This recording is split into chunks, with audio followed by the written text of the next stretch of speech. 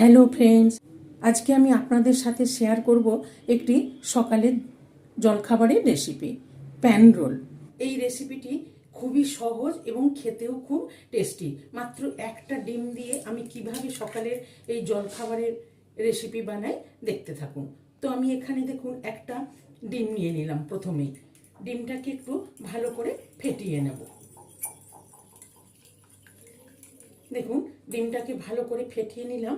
এবার এখানে নিয়ে নিয়েছি বড় 1 কাপ ময়দা। এই ময়দাটা আমি এখানে দিয়ে দেব। আপনারা চাইলে এটি আটা দিয়েও করতে পারেন।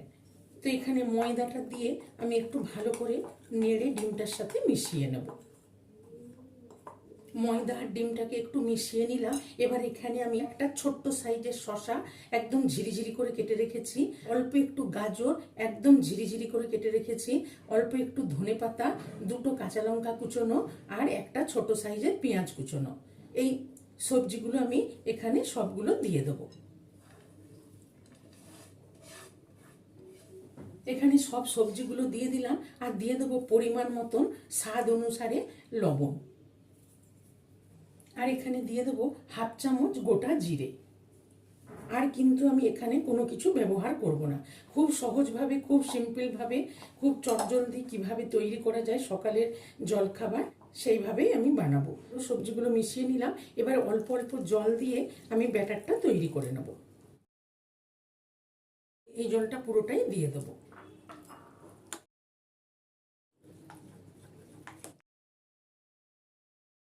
ব্যাটারটা এইরকম হয়েছে। আমি এখানে আরও একটু জল দিয়ে দেবো। কেন কি এর ব্যাটারটা খুব বেশি ভারী হবে না, একটু পাতলা পাতলাই হবে। এই বাটিটার আমি 1.5 বাটি জল দিয়ে ব্যাটারটা তৈরি করে নিলাম। ব্যাটারটা এরকম পাতলা পাতলা হবে। এটি বাচ্চা থেকে বড় সকলের জন্যই বানিয়ে ফেলতে পারেন। এটাকে কিন্তু ঢেকে রাখার কোনো দরকার নেই, এটি সাথে সাথ তৈরি করা যাবে। ব্যাটার একদম রেডি। এবার আমি বানিয়ে নেব। গ্যাসে একটা ফ্রাই প্যান চাপিয়ে গরম করে নিয়েছি। এবার একটু তেল ব্রাশ করে নেব। এখানে কিন্তু খুব বেশি তেলের দরকার নেই, অল্প একটু তেল দিয়ে ব্রাশ করে নিলেই হয়ে যাবে। ফ্রাই প্যানটা গরম হয়ে গেছে আর ব্যাটারটাও আমার একদম রেডি। এবার আমি এখানে আস্তে করে দিয়ে দেবো। আমি চামচে করে আস্তে আস্তে সরিয়ে দেবো। দেখুন ফ্রাই প্যানটা আমি এরকম ঘুরিয়ে ঘুরিয়ে আস্তে আস্তে ছড়িয়ে দিলাম। দিয়ে গ্যাসের ফ্লেমটা মিডিয়াম টু হাই ফ্লেমে রেখে দিলাম। দেখুন চারিদিক থেকে উঠে যাচ্ছে। দিয়ে আমি এই পিঠটাও এবার উল্টে দেবো। একদম খুব কম তেলে এই রেসিপিটি তৈরি হয়ে যায়। দেখুন উল্টে দিয়ে 2 পিঠটাই আমি একটু ভাজা ভাজা করে নেব। এবার আরেকবার উল্টে দেবো। দেখুন খুব বেশি কড়াকড়ি ভাজার দরকার নেই, জাস্ট একটু হালকা করে ভেজে নিলেই হবে। দেখুন কত সুন্দর কালারফুল হয়েছে। দেখুন এটা তৈরি হয়ে গেল। এবার এটাকে নামিয়ে নেব। এবার আমি আবার একটু তেল ব্রাশ করে নেব। দেখুন কতটা তেল দিয়েছি দেখেই বুঝতে পাচ্ছেন, এই তেলেই কিন্তু তৈরি হয়ে যাচ্ছে।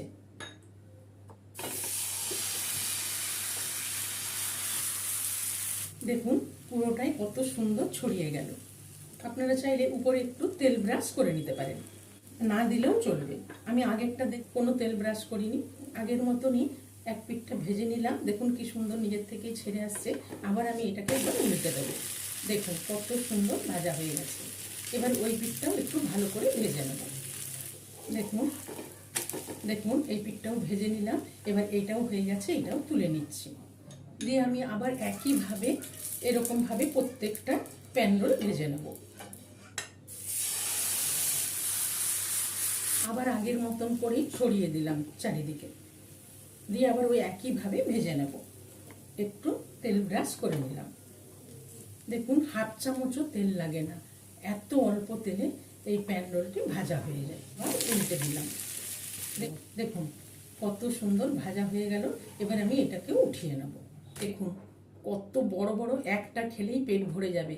দেখুন সকালের জলখাবারে এর থেকে সহজ এবং চটজলদি রেসিপি আর হয় না।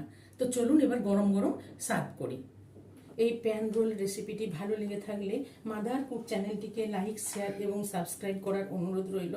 পাশে থাকা বেল আইকনটা প্রেস করবেন। যখনই আমি নতুন কোনো ভিডিও আপলোড করব আপনাদের কাছে নোটিফিকেশন পৌঁছে যাবে। সুস্থ থাকবেন, ভালো থাকবেন। এই রেসিপিটির সাথে শুধু টমেটো সস দিয়েই সার্ভ করা যায়।